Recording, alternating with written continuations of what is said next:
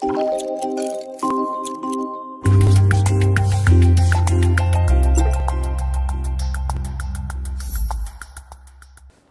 docteur Elisabeth Éléphant, merci beaucoup d'avoir répondu à l'appel de la filière FA2R pour nous parler d'un sujet d'actualité chaud qui est l'utilisation du Plaquenil au cours de la grossesse. Bon, vous avez longtemps quitté très récemment le CRAT, le centre de référence des agents tératogènes. Pour introduire le Plaquenil à la grossesse, je suis passé en pharmacie en venant ici et j'ai donc acheté une boîte de Plaquenil. Et comme vous le voyez, il y a un warning grossesse et il est écrit sur cette boîte, donc Plaquenil plus grossesse égale danger.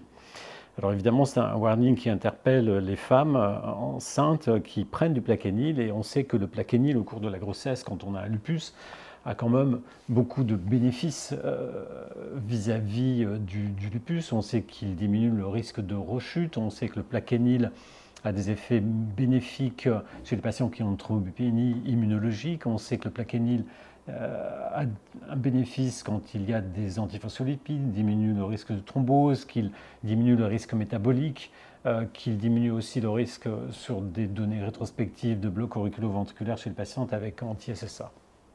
Que faut-il dire, docteur Éléphant, aux patientes qui prennent du Plaquenil ou hydroxychloroquine au cours de leur grossesse et qui voient ce warning sur la boîte du Plaquenil? Alors, ce qu'il faut leur dire est un peu long, mais il faut prendre le temps de leur expliquer. Et merci pour votre invitation, professeur Achula. Ce qu'il faut dire en premier, c'est que toute thérapeutique comporte des avantages, donc des bénéfices et éventuellement des inconvénients. Ça, c'est valable pour toute thérapeutique administrée chez un humain. Et que dans le cas présent d'une femme enceinte, évidemment, se greffe un risque qui n'est plus directement celui du patient traité, mais éventuellement celui du futur enfant, qui a priori n'est pas porteur de la maladie. Donc grande inquiétude, parce que dans la grande majorité des cas, les traitements qu'on donne aux femmes enceintes pendant leur grossesse sont des traitements qui vont passer du sang de la mère à la circulation du fœtus, donc vont arriver dans l'organisme fœtal à toutes les étapes de la grossesse dans des proportions variées. Dans le cas du Plaquenil, le Plaquenil passe très bien le placenta, donc une femme qui prend ce médicament, il faut qu'elle sache, et ce n'est pas un problème, que son fœtus et son nouveau-né à la naissance ont à peu près autant de Plaquenil dans leur organisme que la maman, mais qu'à la lumière de cet état de fait, la question est de savoir s'il y a des inconvénients spécifiques au fœtus ou au nouveau-né lorsque la mère prend, et en plus la plupart du temps au long cours, cette thérapeutique. Il y a dans la réglementation actuelle des choses nouvelles qui sont sorties, qui sont relatives à l'apposition de ce pictogramme sur lequel vous vous interrogez, et qui a été mis au point dans des circonstances très spécifiques pour un autre médicament, et un seul médicament, qui est Dépakine, et dont tout le monde entend parler, et ses dérivés. Et à partir d'effets qui sont authentifiés, avérés avec Dépakine et des effets divers chez le fœtus et le nouveau-né, il y a une directive qui a été prise et assez maladroite qui a incité les laboratoires fabricants à apposer sur leur boîte de médicaments ce pictogramme. Il en existe deux. Il y a celui que vous avez mentionné, puis il y en a un autre qui dit « interdit ». Alors, il faut savoir que les textes qui ont été proposés pour aider les fabricants à mettre ces pictogrammes sont suffisamment flous pour que chacun voit à sa façon la façon de les apposer. Et la façon de les apposer est basée pour certains médicaments uniquement sur des tests qu'on fait chez l'animal de laboratoire avant la mise sur le marché des médicaments, pendant la gestation des animaux, et d'autres sont basés sur les risques avérés qu'on a mis en évidence à travers l'expérience clinique et à travers les études qui ont été faites chez des femmes exposées à ce médicament dans un contexte de maladies diverses et variées.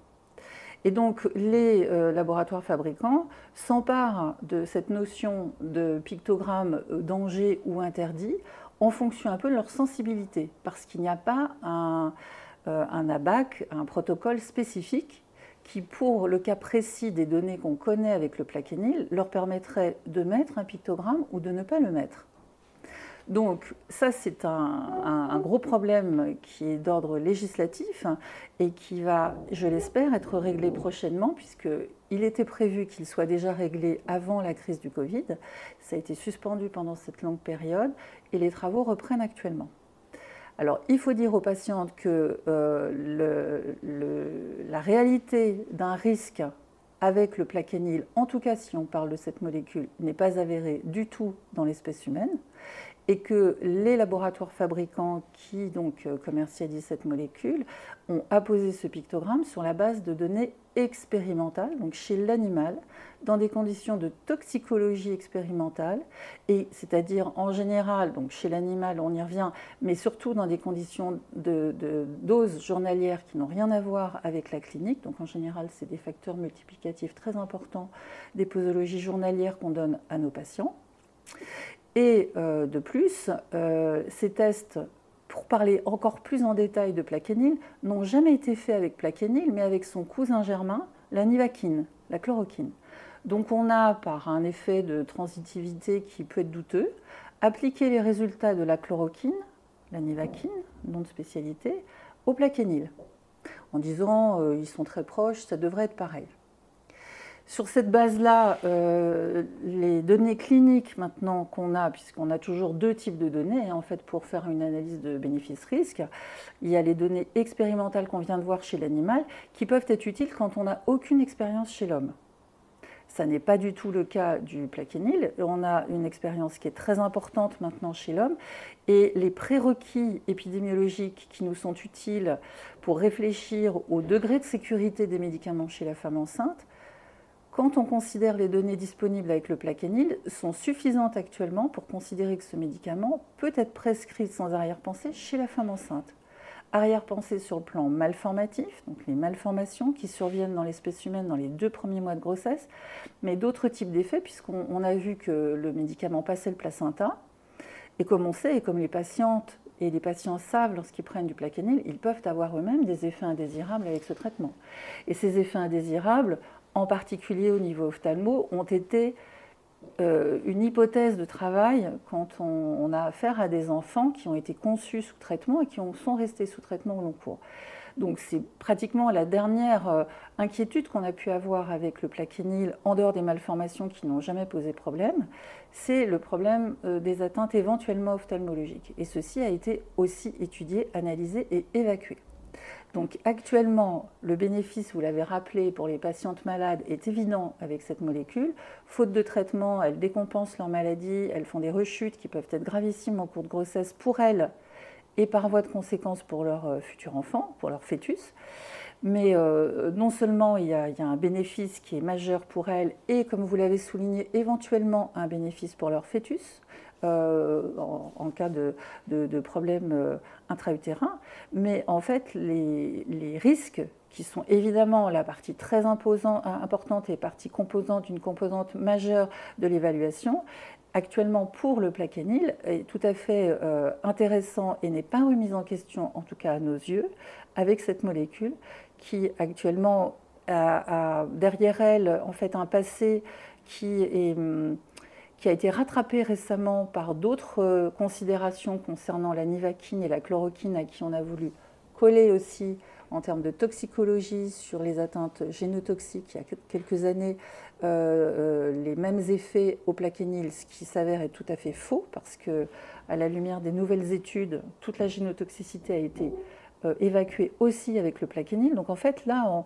on se retrouve dans une situation d'un médicament qui a été très bien étudié sur tous les prérequis toxicologiques préalables à la mise sur le marché d'un traitement, même si les choses ne se sont pas faites dans l'ordre usuel, puisque comme c'est un vieux médicament, les tests expérimentaux, précliniques ont été faits, on vient de le voir pour la raison qu'on a expliquée, après l'expérience clinique, donc après la mise sur le marché, mais ce n'est pas très important.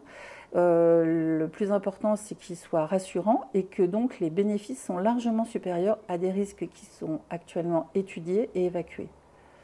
Et pourtant, l'ANSM récemment a informé la communauté médicale sur la base d'une étude qu'il y avait un surrisque malformatif dans les situations où les femmes prenaient une dose de plaquenil supérieure à 400 mg ou supérieure, sur la base d'une étude. Ceci sur la base d'un safety report, un rapport de sécurité d'utilisation de l'IME, qui sans doute ne fera pas l'objet d'une communication européenne. Que faut-il dire aux femmes qui auraient pu lire ce document, ou que faut-il dire à l'ANSM concernant cette étude? Alors, l'expérience et l'analyse que nous faisons au quotidien de la balance bénéfice-risque prend en compte toutes les publications qui arrivent évidemment dans le domaine scientifique médical en particulier. Donc, l'analyse de toutes les études fait partie d'un travail de recherche et de veille systématique et d'analyse systématique. On a régulièrement sous les yeux des articles et des études qui sont de qualité diverses. Et c'est toute la difficulté de notre travail, c'est de faire la part entre, on va dire, le bon grain et l'ivraie. Dans des études qui peuvent même avoir l'air assez correctes en ce qui concerne le montage épidémiologique, ce qu'on appelle le design de ces études, la façon dont on va recruter les patientes, les analyser, suivre leurs enfants. Il y a différents types d'études qui peuvent être montées. Et à l'intérieur de ces études, même si elles peuvent paraître intéressantes parce que la méthodologie est satisfaisante en première approche ou que les effectifs sont très importants, il faut rentrer dans le détail de l'analyse des résultats toujours. Alors, les auteurs de cette étude, qui n'est pas récente d'ailleurs, 2000, il y a 2 ans, plus de 2 ans. 2020, elle a bien sûr été prise en compte dans notre analyse systématique et nos mises à jour régulières pour notre activité hospitalière.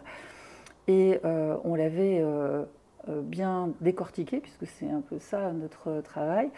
Et il nous était apparu qu'un certain nombre de problèmes méthodologiques avaient été soulevés malgré des résultats positifs, qui étaient d'ordre divers. Et d'ailleurs, dans le papier qui a été coécrit avec plusieurs sociétés savantes, un certain nombre de biais méthodologiques avaient été bien mis en évidence et bien analysés. Quelques détails supplémentaires qui pour nous sont très importants s'ajoutent aux réserves qui avaient déjà été émises par beaucoup de médecins internistes ou de sociétés savantes. Ces réserves concernent essentiellement le fait que dans l'article, il y a des problèmes d'ordre de définition des malformations qu'il est extrêmement important de préciser quand on analyse ces articles pour ne pas dire tout et n'importe quoi et globaliser.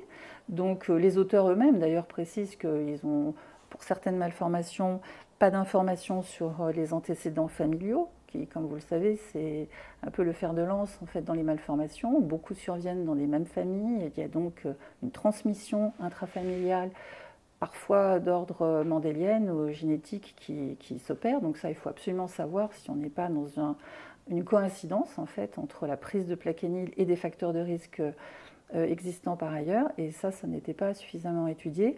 Et d'autres éléments. Donc, sans rentrer dans le détail, il se trouve que cette étude avait été pour nous intéressante à lire, mais pas suffisamment forte méthodologiquement dans son montage méthodologique et dans ses résultats pour qu'on en tienne compte et qu'on la prenne pour argent comptant. Il faut savoir que tous les jours, pour le même médicament, on peut avoir le tout et son contraire qui arrivent de façon successive. Donc à nous de lisser les éléments et de voir ce qui ressort vraiment de ce qui reste dans une fenêtre, une amplitude courante. Et d'ailleurs, une étude danoise publiée la même année en 2020 Exactement. est totalement négative. Donc la littérature médicale est une succession de résultats qui peuvent être déroutants pour le grand public parce que les résultats se succèdent et ne se ressemblent pas. On a tendance, comme toujours, et d'ailleurs même pas en tant que patient, mais en tant que médecin et voire même en tant qu'éditeur de publications scientifiques, à mettre plus l'accent sur les résultats qui font un peu peur ou qui sont ce qu'on appelle positifs, qui interpellent et qui bloquent un petit peu nos habitudes de prescription et notre façon de voir. Bien sûr, on s'attache plus à les regarder de près, mais malheureusement, même quand les résultats ne sont pas de bonne qualité, c'est d'eux qu'on parle. On ne parle pas beaucoup moins des résultats négatifs. Notre travail, c'est de mettre tout ensemble et de voir si on ne fait pas trop le buzz sur une étude par rapport à toutes les autres qui sont aussi bonnes et qui ne trouvent pas du tout ces résultats. Donc, il faut savoir, il faut que les femmes enceintes sachent que l'analyse de la littérature est quelque chose de compliqué. Quand quelque chose sort et nous semble vraiment solide, il n'y a pas d'ambiguïté. Et quand on a l'habitude de lire la littérature, les vraies alertes, on les voit tout de suite. En revanche, pour ce genre d'études où ça fluctue dans des facteurs de risque qui sont faibles, avec des éléments manquants comme on vient de le voir, même si effectivement en dessous de 400 mg par jour de plaquenil, il semblait ne pas y avoir de choses et que ça pouvait monter à partir de 400, ok, on le prend en compte, on le met de côté parce que c'est trop mou comme résultat, pas assez probant. On attend une confirmation, c'est comme ça qu'on travaille scientifiquement, on attend les confirmations et la reproductibilité des résultats pour être sûr que c'est un épiphénomène, donc un phénomène ponctuel qui ne se reproduira pas, où il y a une réalité des résultats. Sauf que cette étude survient dans un domaine qui avait été déjà largement exploré. Plaquenil et grossesse, ce n'est pas le premier article qui est sorti sur le sujet. Donc avant lui, il y avait déjà de la littérature qui était tout à fait rassurante. Et après lui, comme vous venez de l'indiquer, il y a eu cet article de 2020 qui n'a pas été pris en compte par la NSM et d'autres vont suivre. Donc il faut remettre les choses dans leur contexte et leur histoire. Très bien, merci beaucoup pour cette mise au point très rassurante. Et ça fait 70 ans maintenant qu'on utilise le plaquenil et le plaquenil pendant la grossesse. Donc aux femmes qui prennent du plaquenil parce qu'elles ont un lupus et qu'elles sont enceintes, eh bien gardez votre plaquenil parce qu'il vous protège et protège votre bébé. Votre bébé. Merci beaucoup. Mais je vous en prie. Au revoir.